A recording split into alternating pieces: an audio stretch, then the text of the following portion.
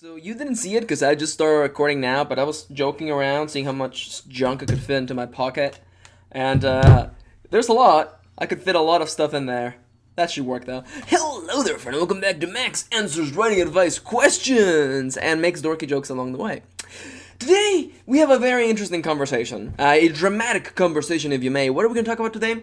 Today, we're going to talk about my personal tips for writing dramatic moments, all of them centered around one particular element. What is a dramatic moment? We're talking about the moments in the story where we witness a character death or a character making a really dramatic, personal, important choice. And I'll be talking about my particular tips for making that the most effective and for diving into it in the best way possible. It can be incredibly daunting to sit down and write one of those really important moments in the story, when a character dies, or, when we have these moments, this pivotal character development moments in the story. It can be really daunting to sit down and write them, and I want to dispel a little bit of your worries and inspire you to move forward. But before anything, allow me to remind you, as always, that the following is merely just my advice, my opinion, and what works for me. Don't take it as gospel, instead take it as the ramblings of a silly person who did, as a matter of fact, spend like 3 minutes just shoving things into their pocket, seeing how much they could fit in there, while the camera was radiating up, and now he's facing the right way again. Perfect.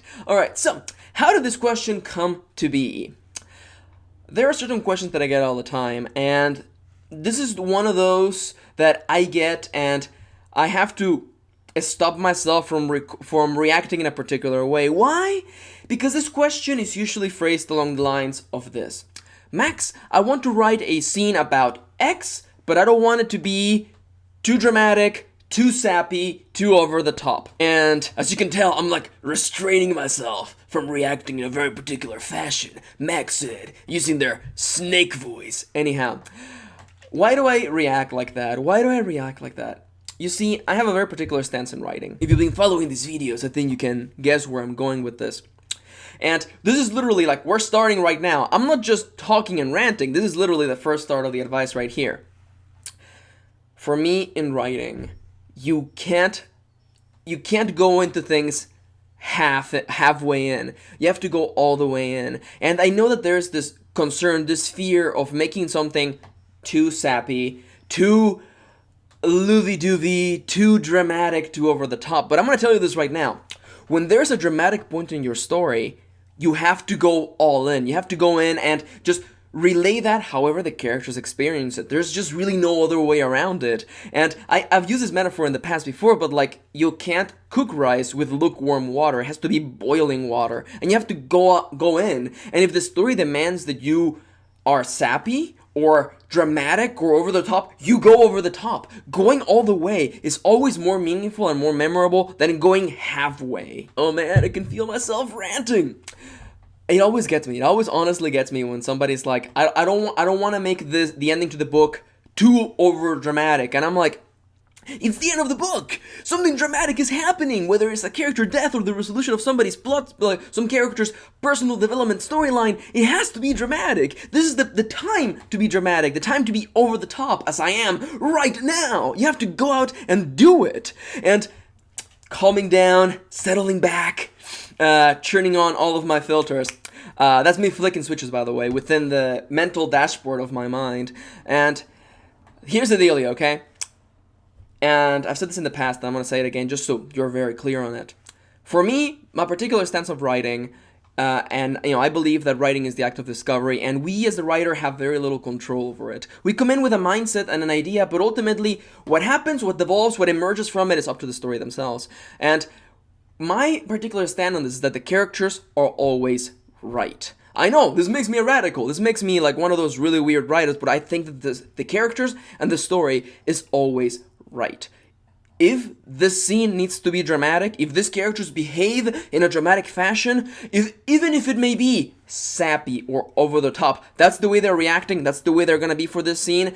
I as the writer gets no saying in that. Why? Because I'm here to tell the story as it is. There is this unspoken truth that when you're telling the story, when you're sharing the story, you're being truthful. You're not doing things halfway. You're not changing facts. You're telling it like it was told to you. As the story came to you through the act of discovery, through the act of writing, you relay it to the reader in a meaningful, truthful way. And I like to respect that, unspoken contract between me and the reader. I relate to them the story as it came to me. And sometimes that means being overly dramatic, being over the top, being sappy sometimes. And I want to go back to that metaphor again. You can't cook rice with lukewarm water. It has to be boiling water. So why then, when a character calls for a dramatic moment, would you censor them? Would you, put, your mouth on, your hand on their mouth and say, you can't say that, it's too sappy, it's too overly dramatic. When the action calls for it, when it's a dramatic moment that is meaningful to the story, that is the escalation of the events that we've seen up to this point, you have to be dramatic. You have to be over the top. You have to be sappy.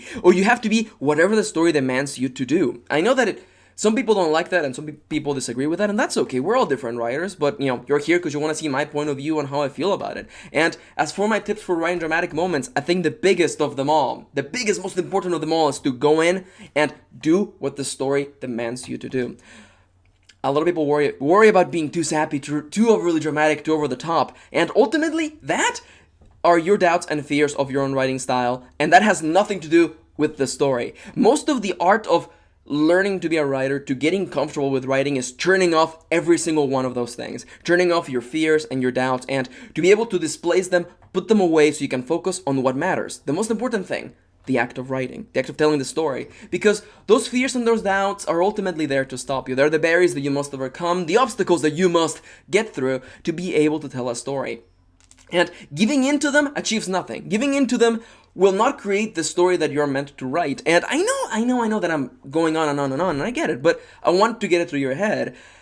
If the story demands something from you, you have to do it. If it demands to be really, really, really sad, it is a character's death, the ending of this book, the thing that we didn't think would happen, a character death, the most meaningful character that we have known is dead, in our arms, passed away, will be gone forever. Be sappy, be overly dramatic, be what the story needs to be, because what's the alternative? To not do what the story demands you to do? To give the reader anything else than the truth? I don't know. Maybe I'm weird, maybe I'm a radical, probably I'm a radical, but I think that if the story says, hey, this scene right here, this moment is going to be dramatic, and this character is going to react in a way that you may not have expected, but it is how they react to this. The story's always right. The characters are always right. It is the act of discovery. Why would it be anything else than what it actually is? What right do you as the writer have to say, no, characters, you're not acting like you should be acting? I don't think so. I think the story's always right. The characters are always right. And does it take a lot of courage? Does it take a lot of blind courage to dive into a story and just let it be what it needs to be? A little, yeah. But that's the act of writing, though. And this is quickly becoming Max Talks. Max inspires you to write beyond your fears. Those worries about what people are gonna think, are my friends in my writing group gonna think that this ending is too sappy? All those fears and those doubts are external to the story. They're a part of you as the medium through which the story takes form in the physical world. And, the story exists without those things, and you have to move past them, beyond them, ignore them, silence them, push them away so you can tell the story that you need to tell. Simple as that. Is it scary? Is it daunting? Of course it is. It's terrifying to put yourself out there and to create a story that can affect people, or that may put things out there that are just flat out different. Of course it's weird, of course it's daunting and terrifying, but it's the only way to tell stories, though. Like, I didn't think about this before actually doing this video, but I have a little Monokuma finger doll that one of my awesome patrons, Pat, gave me. And if you're familiar with the DanganRonpa universe, you do realize there's actually a lot of really dramatic events in that video game series.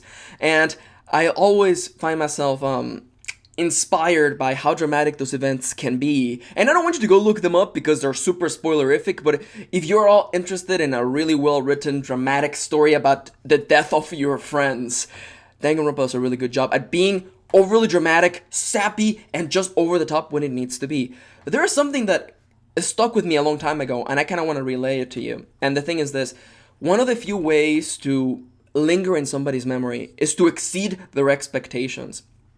And I know that I keep coming back to the rice thing, and that's because I really do love me some rice. But, giving people what they expect, giving them lukewarm water will not surprise them. Surprising them, going beyond their expectations, going beyond to those feelings that may be happy, may be sad, maybe a mix of all of them, can linger in their memory. It is those moments that surprise us, that stick with us and linger with us. And even now, as I was shooting this video and thinking of Danganronpa and the deaths of so many meaningful characters, it reminded me that they were not happy, they were not fair, they were not even subtle. They were over the top, dramatic, and sometimes a little sappy, but that's life though. That's how things linger in your memory. That's the way you remember them. They have to stand out. And I'm not saying that the entirety of your story needs to be over the top, super sappy, unless you want it to. What I'm saying is that there are times in your story, there are times in the act of writing where you're going to have to write a dramatic moment. And when that happens, you have to go all out. Don't look back, don't censor yourself, don't worry about your fears, your doubts, and all the voices in the back of your head that sound like the people who you respect the most, who you look up to, and ignore them all. Write the story as it calls to you, as it comes to you, because it's the only way to tell a meaningful story. You gotta go out without fear and without doubt, because it's the only way you're ever gonna be able to put things out there. Is it terrifying? Is it daunting? Is it scary? Of course it is. Of course it is. But such is the act of making art and relaying it to the world. It's scary. Of course it is. But are you gonna stop? Are you gonna stop doing what you love? I don't think so. I didn't. And it's part of the act of becoming a writer, because telling stories, finishing stories, you have to overcome these little barriers. And I find that, along the path of writing, everyone deals with these things. And I'm just gonna come out and say it. The sooner you get over this, the sooner you're gonna have to start finishing stories. And the sooner that you're gonna fall into place and find your place in the writing world and just start telling stories much more comfortably. I've written a lot of stories, and a lot of them are a little odd, a little silly, a little dramatic, but what am I going to do? Just change them? Not be true to the story? Of course not. They're the stories that chose me to tell them, and it is my job as the writer, as the medium, to share them with the world. Again, in a much more clean and summarized fashion, what are my tips for writing dramatic scenes? First and foremost, whatever the scene demands you that you write, go out and do it without hesitation, without doubting yourself, and without censoring yourself. The story demands a feeling from you, and you must go and tell it truthfully. Simple as that. And I know what you're thinking. This video wasn't a lot of just like point 1, point 2, point 3. It's more of an amalgamation of a lot of different tips and advice.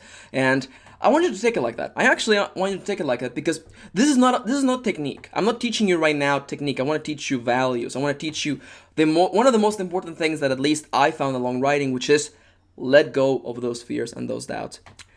Ultimately, you're not worried that the story is going to be sappy or dramatic. You're worried that somebody's going to look at it and dismiss it because of those elements. It's a little bit sad, but it's true. No matter how hard you try, no matter how much time you spent trying to make everyone like your book, people out there won't like it. People out there will find reasons to not like it. Most of which will be entirely subjective reasons. So if that is beyond your control, if you can't actually make people like your work, then why not focus on the thing you have control over? Telling the most meaningful, true story that you can, so that you, at least you, when you finish the work, you can tell yourself, I told the stories that came to me and I was true to it. And I think there's a lot of peace to that. I think you can find peace within telling the story that comes to you as it comes to you. If it makes it dramatic, if it makes it sappy, I think that doesn't actually matter. I actually don't think it matters. Why? Because what are we here for? To write stories that everybody likes? I don't think so. We're here to write stories that linger in the mind of the reader, and if anything, give them a moment of respite from the daily world. Give them a different world to enter, to see through, and to experience the experiences of your characters through their eyes. But with all that sappiness out of the way, there's a tear in my eye. Now there's not.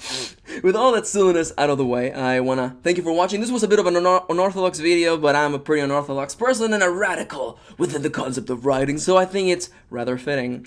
I want to thank you for watching. Thank you for spending a little bit of your day with me. If you have your own thoughts or feedback, or, would like to tell me what you think, I always welcome that in the comments below, whether it is positive or negative. And if you have your own question, leave it there or tweet it at me at Mr. Kirin. I want to thank you for watching. Thank you for spending a little bit of your day with me, and I will be seeing you on the next one. Despair, despair, despair. It's hilarious because if you have no idea what DanganRonpa is, you're like, Max has finally lost it. Max is crazy. DanganRonpa.